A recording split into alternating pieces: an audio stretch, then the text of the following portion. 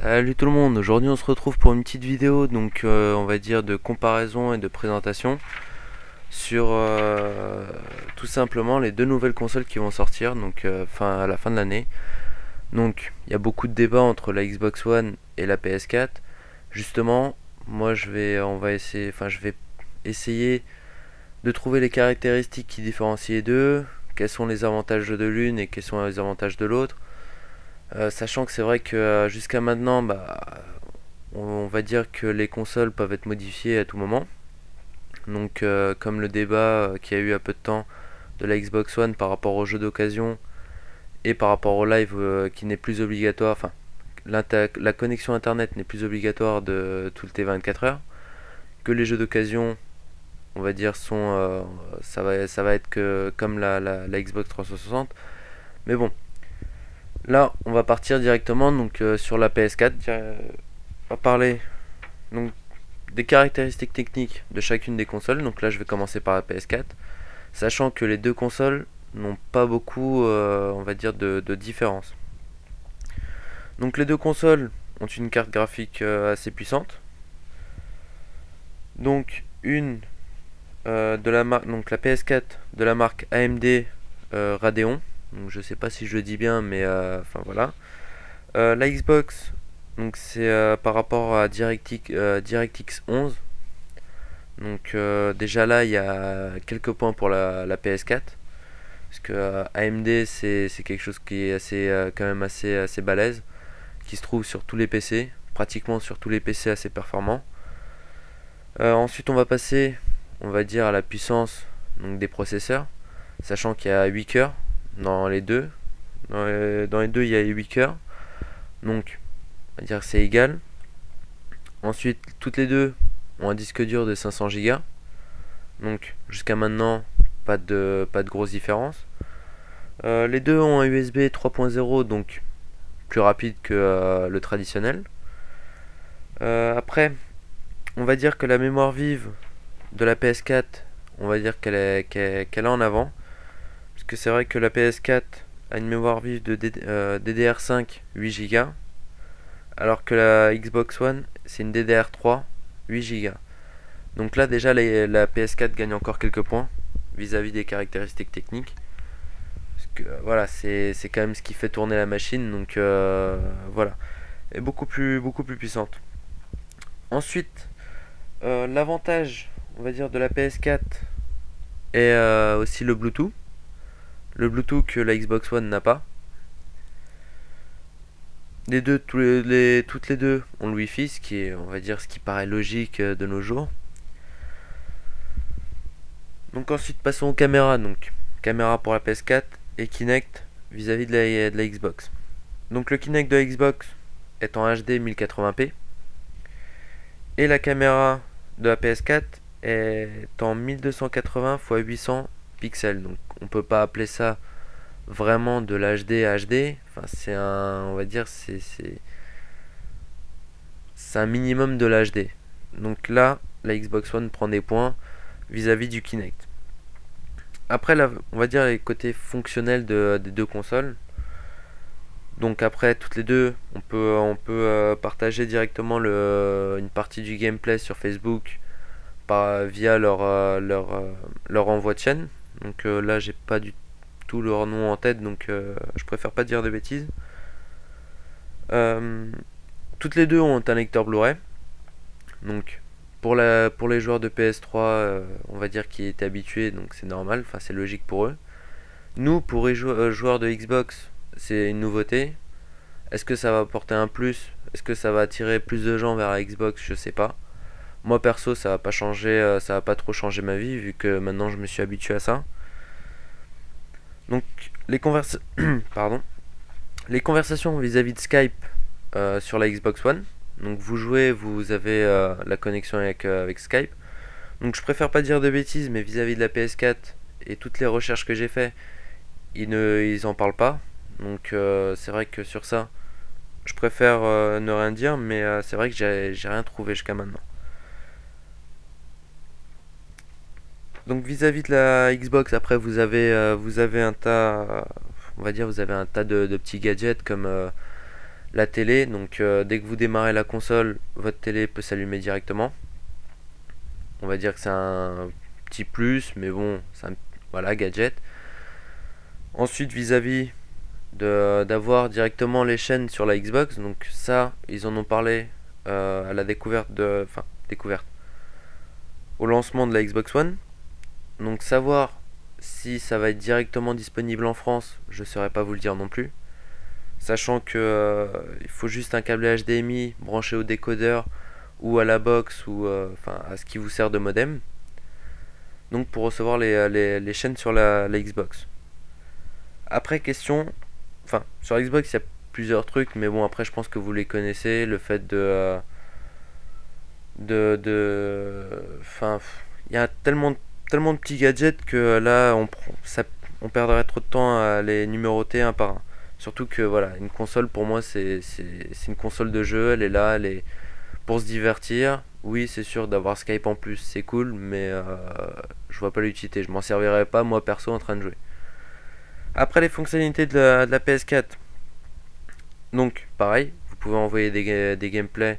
Alors pour la PS4 c'est pareil, je saurais pas vous dire si c'est exactement si c'est vous filmez ce que vous voulez et vous les envoyez sur Facebook ou sur la plateforme gérée par PS4, ou si c'est des courts gameplay comme la Xbox One. Sachant que la Xbox One c'est vraiment, c'est des petits passages que vous pourrez filmer de vos gameplays ou de vos parties. PlayGo, donc c'est un système de PS4 donc qui est pas mal, puisque moi je sais que perso je suis sur Xbox et c'est vrai que c'est super chiant. Donc le PlayGo va servir sur le fait de télécharger un jeu et avant même qu'il finisse vous pouvez y jouer. Et le plus, donc ce que je vous disais par rapport à la Xbox qui est assez chiant, c'est que ça va continuer à télécharger. Donc vous êtes en train de jouer, ça continue à télécharger en arrière-plan. Ça vis-à-vis de la Xbox, je sais pas s'ils en ont pas parlé, donc si ça reste comme maintenant, c'est un défaut. Sachant que maintenant, je pense que les joueurs de Xbox vont le savoir et le savent. Quand vous jouez en ligne et que vous lancez un téléchargement, le téléchargement s'arrête. Donc voilà encore un petit défaut. Ensuite, on va partir directement sur le fait de contenu de la boîte. Donc comme je vous dis, les caractéristiques techniques et différents trucs peuvent changer d'ici là.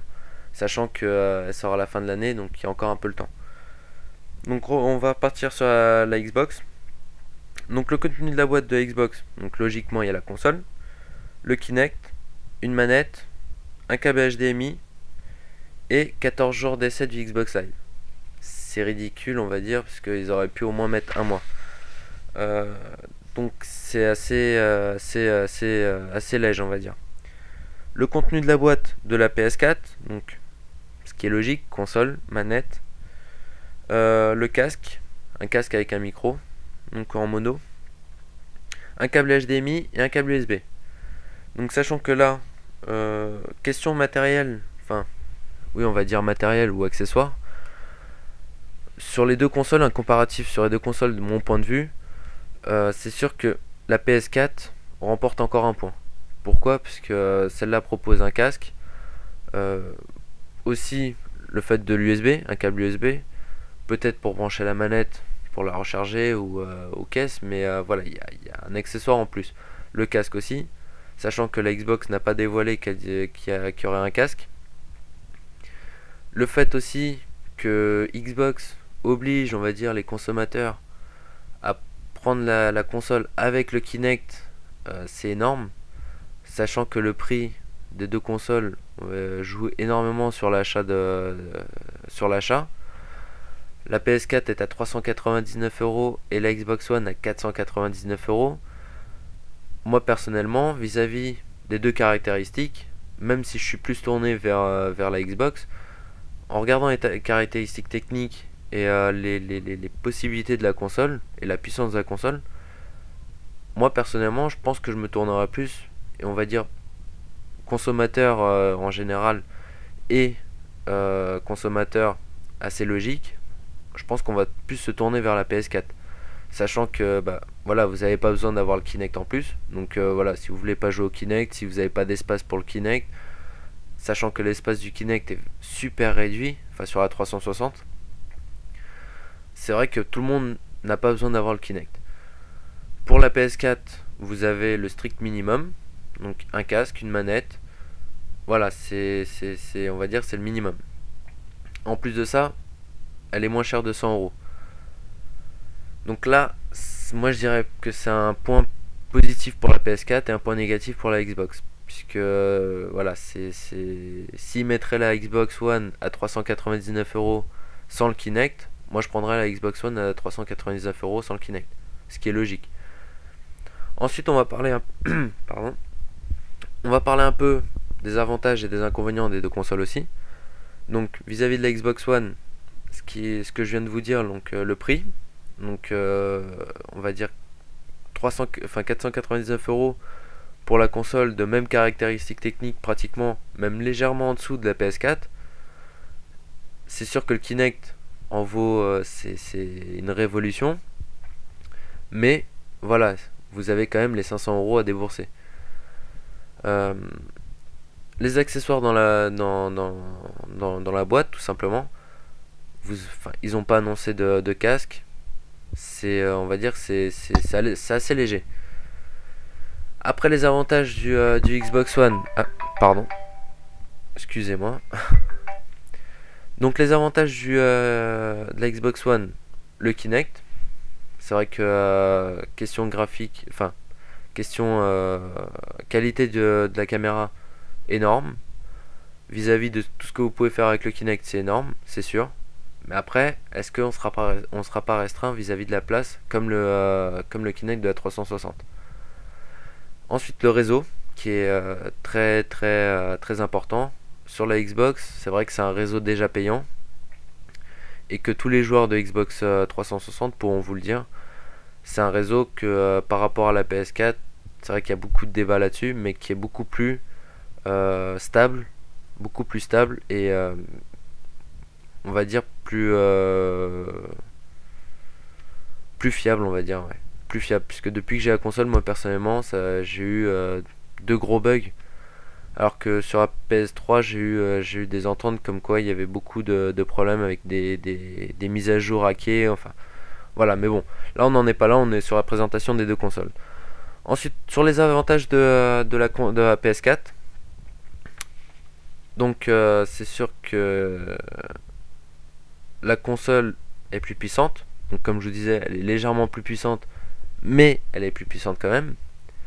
Le prix, c'est 100 euros moins cher, c'est toujours ça de gagner. Et les accessoires, vous avez plus d'accessoires pour un moindre prix. Donc sur ça, la PS4 gagne encore un point. Les inconvénients, donc la caméra qui ne soit pas en HD. Donc c'est vrai que la résolution peut être en HD, mais c'est pas vraiment du HD. Payer le live, pour les joueurs de PS3 ça va être une nouveauté, donc pour eux c'est un défaut.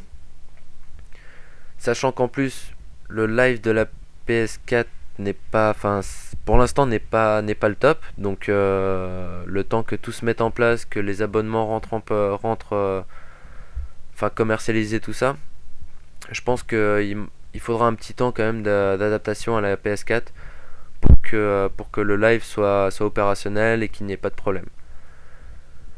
Donc voilà, donc là on va dire que j'ai un peu fait les caractéristiques techniques des deux consoles. Donc excusez-moi pour, on va dire, les petits bugs, le petit téléphone qui sonne, mais c'est vrai que sur les deux présentations c'est assez compliqué puisque il n'y a pas grand chose qui est dévoilé.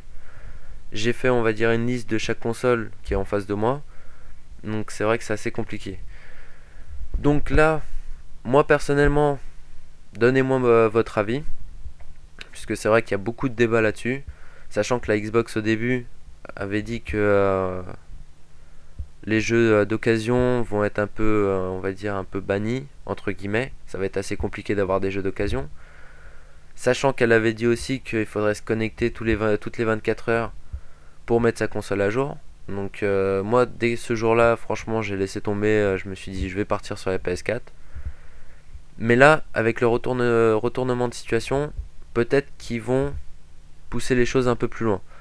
Donc dites-moi ce que vous en pensez, dites-moi ce que vous pensez des deux consoles, dites-moi votre avis sur quoi vous tournerez plus, pourquoi vous tournerez plus sur la Xbox que la PS4 ou l'inverse. Et, et voilà, bah, j'espère que la vidéo vous a plu. Abonnez-vous, mettez un j'aime, faites partager. Et je vous dis à une prochaine. Donc désolé encore une fois. Si, c'est vrai que en ce moment je fais pas beaucoup de vidéos, mais j'ai repris le taf, donc c'est fini les vacances. Donc je m'excuse vis-à-vis de poser des vidéos comme ça sur YouTube, ça va être un peu plus compliqué. Mais je promets de continuer à poster des vidéos, même si ce n'en est qu'une par semaine. Au moins, voilà, j'essaie de vous divertir un max, de vous informer un max. Donc voilà. Donc je vous dis à une prochaine vidéo. Partagez, aimez, abonnez-vous et répondez à la petite question. Donc votre avis sur les deux consoles. Allez, bonne soirée ou bonne journée. A plus.